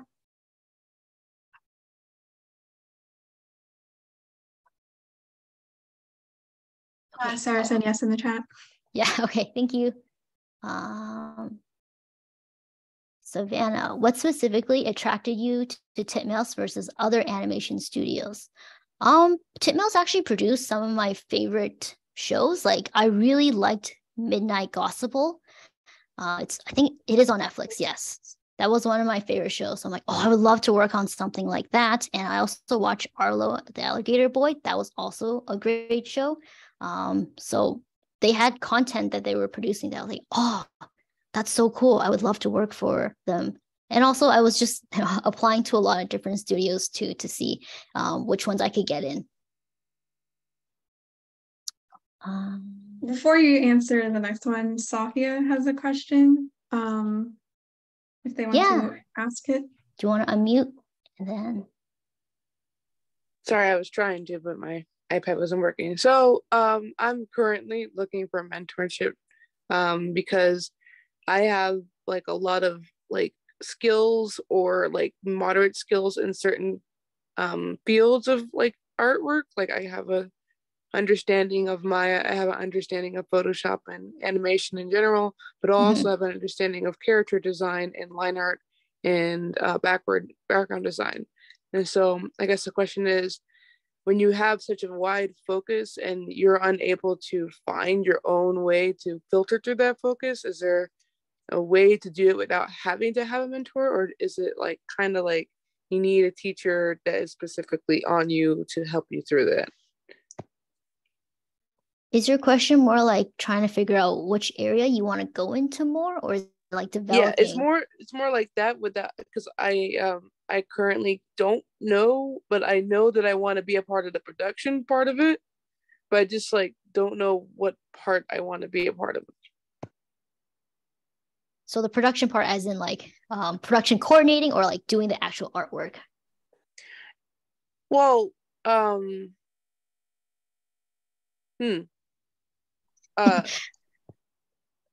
more like for they're in the production pipeline for animation. Okay, so which art side you want to try out first, right? Yes. Okay. I think there's like a couple ways to approach this. Because you have such a wide variety of skills, do you have like a preference towards like a specific one you really enjoy? Like, hey, I want to do 3D modeling as like the primary one. Like, this is the one I'm really passionate about, or is everything kind of just equally the same? Currently, I'm stuck between 2D and 3D animation, and mostly because I'm actually understanding the programs a lot better in the past 4 months than I have with any other part of my animation career. Yeah. But I feel like I'm way more comfortable in like making design and doing character design in general if I put my mind to it. I personally haven't had a lot of time since I became a senior, like about 6 months ago. I'm on my final semester, and I'm like, I haven't had the time to really explore these things. So it's like mostly a time constraint in my program, my ability to actually reach these programs. Right. So it sounds like the time constraint might be the issue here. Like you've seen yourself make progress when you do put in the time to do certain things, but you're unsure which path to go into. So it sounds like if there's any like self-reflection, you can look to like, hey, I want to tackle this first and going into the industry, like maybe like it's 3D modeling, but then after I want to try out this. I know people, artists who do jump into different positions when they get into the industry, like they're first a layout artist and then after they're a storyboard artist because they have that foundation and skill. So I think as long as you're starting somewhere and somewhere that you're happy to start off with, that's like a great start into getting into the industry. I'd say like pick something that you think you'll be happy in, and then continue from there and build up your skills there. Because once you're in the industry, even though you're working, you're like learning every day. So I like to think of it as you're getting paid to learn almost, and you can learn like a lot more within your job itself rather than just like being a student, I'd say. That makes sense in general. That's kind of like the main. I asked a couple of recruiters that question, and they kind of gave me the same answer. Some gave different answers. One was like, well, you wanted to do, but maybe you should focus on this. And I was like, I'm not sure I want to focus on that. So it's mostly like a personal thing more than anything, and time constraint. So Yeah. I'm hoping that when I do graduate in May, I'll be able to have time between then and like a possible internship. But if I can't get one during the summer, I'm shooting for the fall. So yeah. You can also like ask your friends, like, hey, you know me as like a person, like, what do you think I would be a great fit in? Like they can also give you kind of like that viewpoint as well. Like, oh, I think you'd be a great like character modeler because you do like great expressions, stuff like that. Ask your friends. That's what I did. I'll do that then. Turn the question on to you guys. Y'all in the spotlight now. Exactly. Okay. Thank you for that question. I really liked it. A question. I'm sorry. Yep. I know I answered like, well, I'm not sure if you answered it already, but what's the difference between like 2D and 3D top line animation production? I mean, are they the same thing?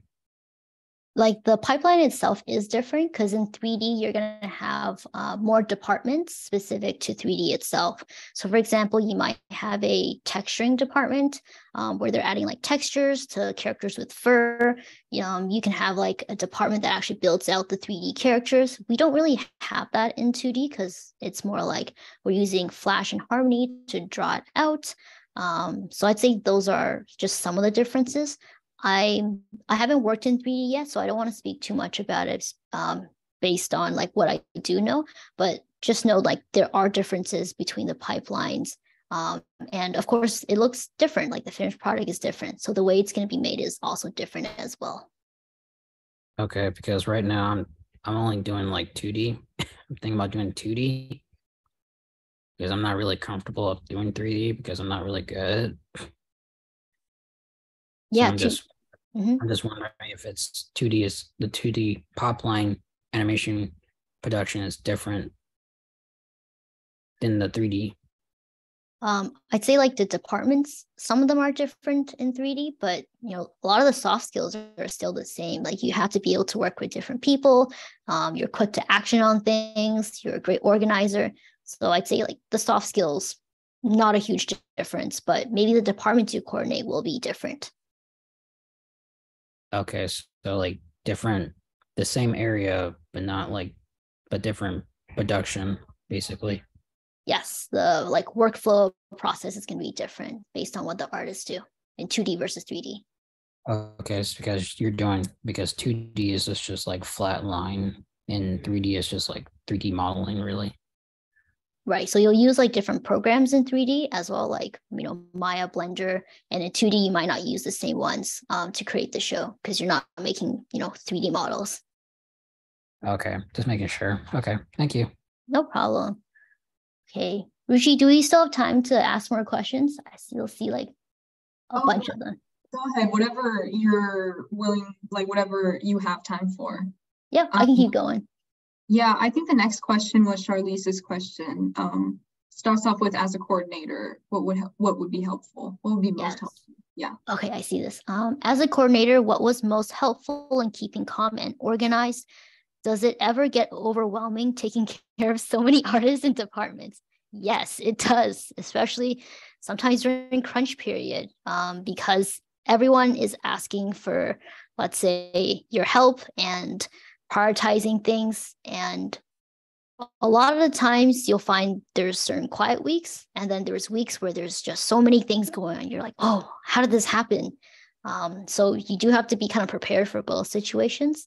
What helps me stay calm during those periods of time is when I have a list. Like when there's so many things going on and I know I need to get certain things done, I'll make a list and then I'm going to prioritize that list to say, I need to get this done first because it's the most important. So I'll do that. And I won't have any distractions where I'm opening up other emails or like talking to people unless it's very important. I'm just going to go through that first. Once that's done, cross it off. I go to the next one. So I think when you are under like a lot of different tasks, it's easy to be overwhelmed because you want to try to get them done all at once. What really helps is like staying grounded and just being like, I have to tackle one thing at a time. And if I just get this many things done based on how much time I have, that's still a plus because I got, let's say, 4 items done instead of no items because I was panicking. And yes, it does get overwhelming, especially when there's different deadlines or things overlapping in a single week. It can get very overwhelming. So that's why I always recommend to do a lot of like prep work when it's the quiet weeks, because you can kind of like forecast to say, oh, next week is going to be so busy. I'm going to do this, this, and this. Prepare my emails ahead of time and like get spreadsheets set up ahead of time. So when you're in that week, you're not as like overwhelmed and scrambling to do those things you could have done in the week prior. Does that answer your question? Yeah, thank you. No problem. I'm gonna jump. I think the next one's also mine. Sorry. Okay, no, it's okay. I'm just scrolling through the chat, so I'm a bit slow. For things like art directors or script writers, etc., how do you coordinate who will be the lead of a team? I think for like coordination or who will be the lead of the team, that is outside of the coordinator's control for like deciding these positions. A lot of it has to do with like who hires everyone on the team. Like the line producer definitely has a say of like who the coordinators will be. Like the art directors could also be recommended by other people within like the studio itself. So a lot of the times I don't get to see the process of how that's decided.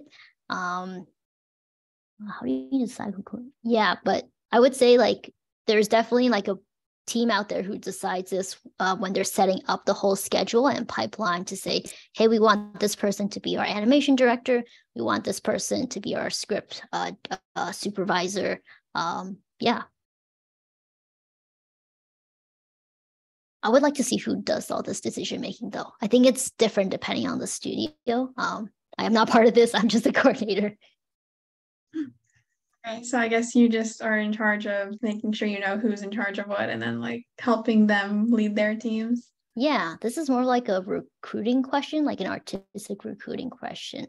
I will say like, let's say we have the art director on board and we're looking to stack up the design team. We're going to go to like the art director and say like, hey, who do you think is going to be a good fit? And from their suggestions, we're going to like talk to those artists, for example. But that's more of like the line producer, production manager, and the recruiting side of things. For us, we don't kind of touch on that. Okay, thank you. No problem. Okay. Here's another one. What important soft skills do you see benefits the artist that makes them an important force in the production pipeline? So I think you're asking like what kind of soft skills are like what we look for in artists for soft skills. For me as a production coordinator, I love it when an artist communicates to me. Like even if they tell me something like, hey, I don't think I'm going to get this done by this date. I don't think I'm going to get this animation scene done by like this Friday. And they tell me like ahead of time, oh, I am so happy because I have time then to figure out a game plan to make sure that they get their scenes done. Whether that's like taking the scene and giving it to another artist who might be looking for work, or helping them out on the scene by having someone like step in and giving them more guidance. I really, really like that when an artist communicates. So whether that's through chat or like sending me an email, that's a great one. Another soft skill I would say as an artist is being able to take feedback from the directors and just putting ego aside when working on the project. A lot of the times, the project has a central vision. They want the style to look like this. So your designs may be, great. The animation is great, but it doesn't line up with the creative vision. Then, we have to change that to match what the central, creative vision is. So as an artist, being able to take that feedback and apply to your work is very important. Does that answer your question, Naomi? Yes, most definitely. Thank you so much. No problem. Okay, I'm gonna... All right, so for this one, for a production coordinator, what is the hardest part of your day? Have you ever experienced burnout? Thankfully, I have not experienced burnout. At the end of each of my projects, I usually like to take some time off. Like I'll go home and see my family. I do like things that I consider very relaxing. Like, I'll go out into nature and go hiking. I try to do things that are not on my screen, and I don't look at a schedule or like be on technology, basically. So I haven't experienced burnout yet. I hope I don't. I'm trying to be like as preventative as possible. I also know that during certain weeks of like the production, when it gets really busy, I like brace myself for those weeks. And that helps when I'm like kind of going through them to say like, hey, I knew this was going to happen. So, on Sunday night, I actually went to bed early and I got a full night of sleep, and I can tackle this week. For a production coordinator, what is the hardest part of your day? Hardest part of my day. I don't think I have a particular difficult part of my day. I will say like maybe at the end of the day, sometimes it could get kind of crunchy because you're waiting for things from artists. You might be waiting on other people to get you things. So that could take like up until the end of the day. And you're like, oh no, I have to like I have to like get this done as quick as I can. So that might be the hardest part of the day. But for those situations, after I've gone through those a couple of times, I know to like have my email set up ready, check in with them periodically to make sure they're getting everything in. And then once they do send it, everything's already set up. So I just plop in the information and like upload the assets, and I'm good to go. Hopefully that answered your question, Joe. And then another question from Naomi. Also, do you recommend having, thanks, Joe. Do you recommend having real photos of yourself on our LinkedIn in the profile picture? I currently just have the color orange as a stand-in for my profile picture. I'm not actually sure how animation does it. I've seen like lots of artists not use their real face for their LinkedIn profile picture, and they're successful. When I was in science and then telecommunications, it was like the standard to have your face, which is why I have my face as the profile picture. So I don't think there's a hard and fast rule. Most animated like recruiters or people who are like in animation or at Pixar or Disney have like a PNG version of themselves. Yeah, I've seen that too. It's very cute. Like a very stylized version. So you don't have to show a picture unless it's on your resume. Yeah, I don't think you would need like a picture of yourself per se, like a photo. But it does help sometimes when you're like talking to someone through LinkedIn. You're like, hey, do you want to connect? And they already see like a picture of yourself. It's easier for them to visualize. Or if you're like meeting up for coffee chats, they can recognize who you are. But I think in animation, it's not like a huge thing where you have to have like a real picture of your face for your profile picture. Oh, really? I just thought it does. No, I've seen like lots of artists not have their real face as their profile picture, and they seem to be doing fine. So, yeah, I don't think I can speak to like what everyone else does on their LinkedIn profile. It's different for every person. So like the majority of people, they don't care as much as they're able to know your face when they see you. I think if you're an artist as well, they're like looking at your portfolio and like actual materials that you're presenting when they're considering you for a job rather than like your LinkedIn profile picture. Oh, I see. Okay. Hopefully that answers your question. And I believe that's it for the chat. Does anyone have any like final questions? And thank you for staying up until 8 p.m. This is very late. I had a question, but I forgot it. Give me a second. That's okay. I have a question. Yeah. Hi, I'm sorry. I guess my question wasn't showing up in the chat. Are you open to connecting for one-on-one chats about animation jobs and more advice? This is my second career change, and I'm about halfway done with my program. And I'm kind of lost when it comes to internships and animation jobs. I have a lot of job experience when it comes to administration and office positions, but being in the animation industry is pretty new still to me. Yeah, of course. If you want to like message me on LinkedIn, we can like set up a time to talk more about it. I will say, like, for internships, I don't know too much about them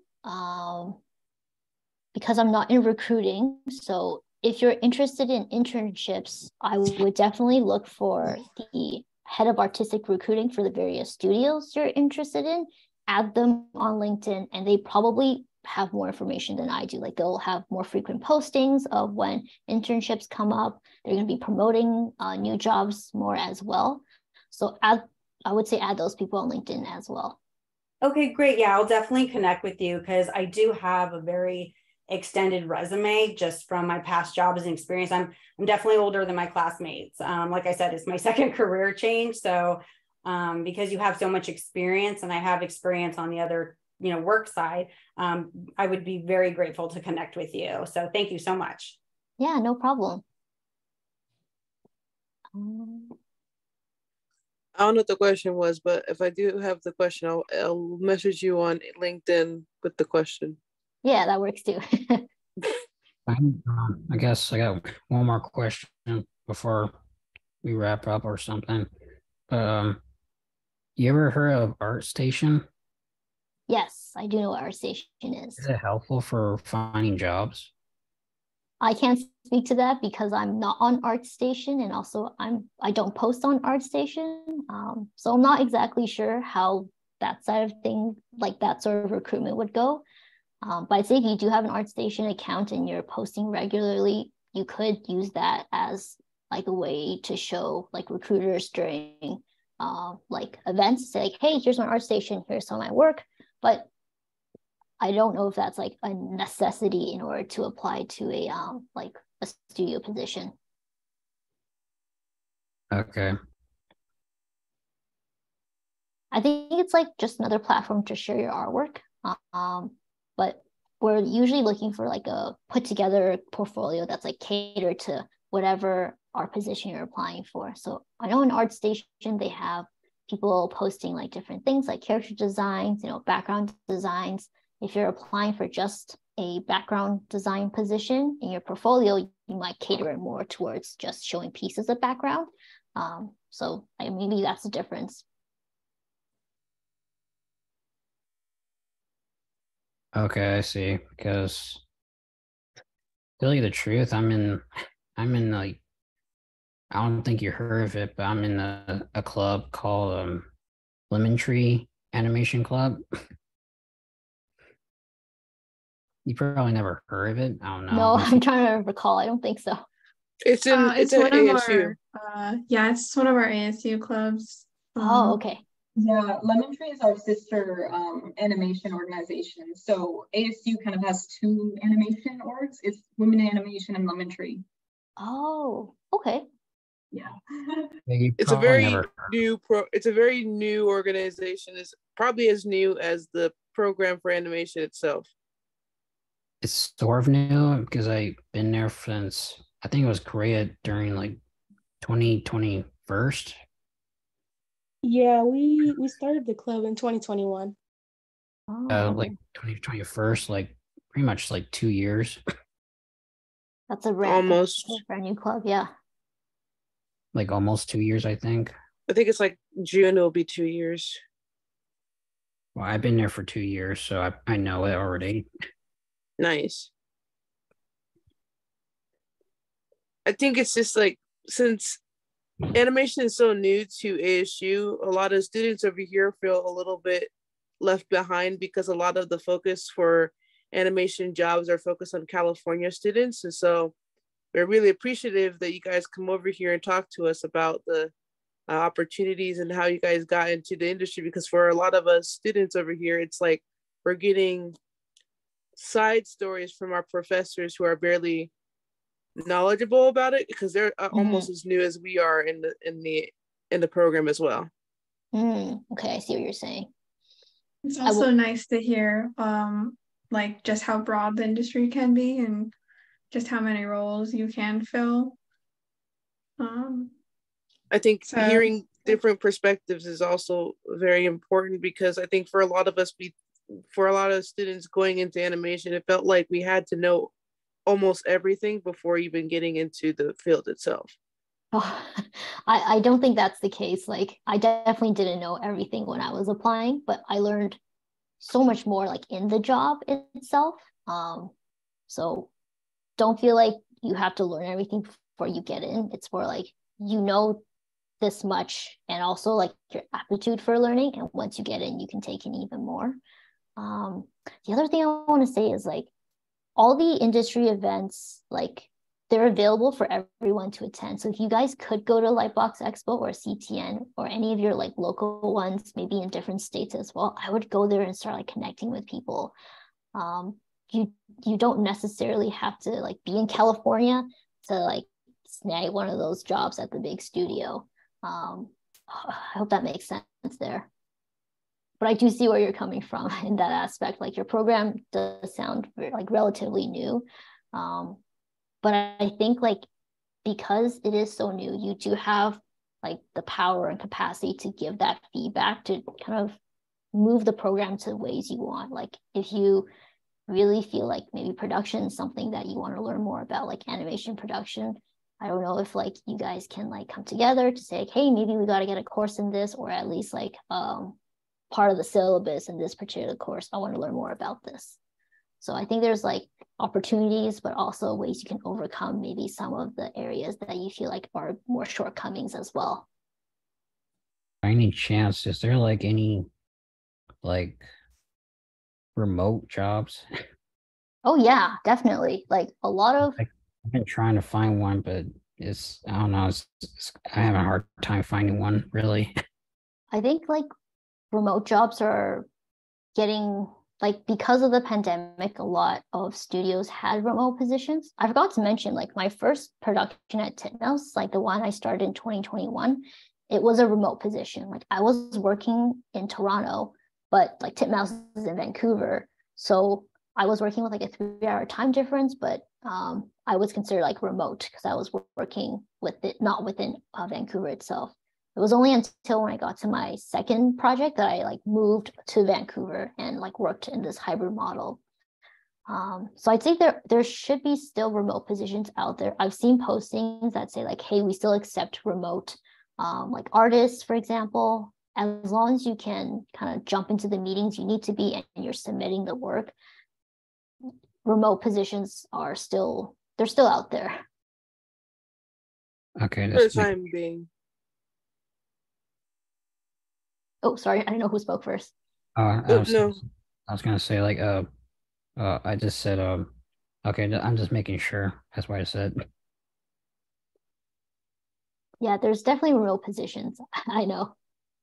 And I was just saying, for the time being, that's how the remotes are still open for some positions in the internship. Yeah.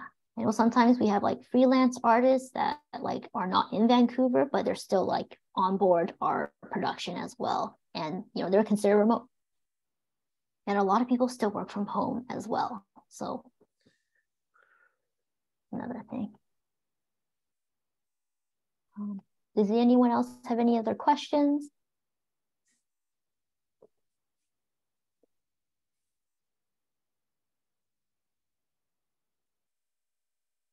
Like the last call before we like shut down questions and just call it a night before she has to, before we all get like a good night's sleep after this. What is sleep? I don't know what that is. Me neither, but I act like I do. So thank you so much for sharing your experience with us. It's awesome just knowing all the parts of the industry and really just giving us that exposure that we somewhat lack of as like a newer major program. Major program. So thank you for that. Thank you for taking the time out of your personal schedule and just sharing your knowledge, because clearly you're a busy woman, but we really appreciate it. Also, thanks to everyone for making this event possible and just for showing up and showing some love. We're going to be uploading the Zoom recording of this event to our YouTube channel, which is Women in Animation ASU. 4960. And then let me put that in the group chat. So I put it in the chat. You're good. Oh, awesome. So we'll have it by this Friday, which is the 31st. And then the link will also be posted on our Instagram, link tree at Women in Animation at ASU. And then we'll be sending it to our members via email, just in case anyone wasn't able to come. So I hope everyone enjoyed this lecture, and thanks for coming out. And thank you so much, Ming, for taking the time to talk to us. No problem. Hope you guys learned something. And I'm sorry again for the technical difficulties and Wi-Fi cutting out. No, you're all good. Totally fine. Your presentation was great. It had a lot of detail. Yeah. And I hope the little PDF resource sheet also helps, so you guys didn't have to like copy everything down too. Yeah, I was reading it while you were talking. I was like, wow. Oh. Yeah. Thank you for putting that together. Definitely gonna look through that. Good luck, guys. You can do this. Mm-hmm. Okay. Okay, I didn't think I could do it, but I'm here. All right, bye. Have a good night. Bye, everyone. Bye. I'm gonna end the recording. Thank you.